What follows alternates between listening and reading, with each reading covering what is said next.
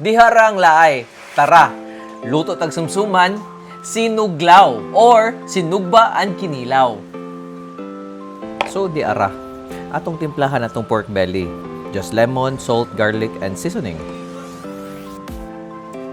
Dili lang nakubutngan og soy sauce kay dili ko ganahan lagom akong sinugbang baboy.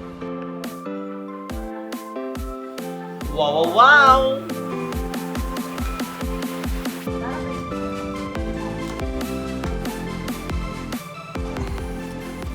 Laayon pun tagtagtad aning lamas eh. Ang guntahon na lang ni nato. Piti pud ni kahumanan ni.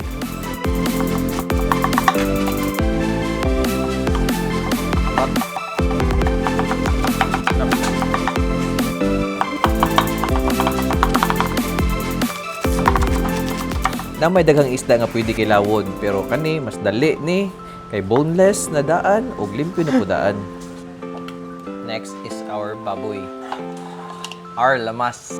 Irambol na nato ni tanan natong giandam. Let's add lemon.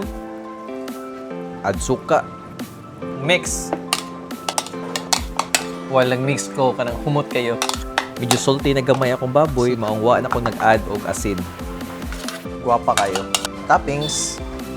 Ug mao ni makapawala sa laay. Lang, ari lang. Kaon ka lang. Kaon ka lang. Tuna and baboy. Salty and sour. Agad. Samot kawag tang laay nilang lang. Nawag tang ang laay lang. Nawag tang laay. Hindi ko expect nga. Crispyhon ng baboy gamay. Ang... Huwag expect ko. Kiss ko. Ah, ni kiss na yun.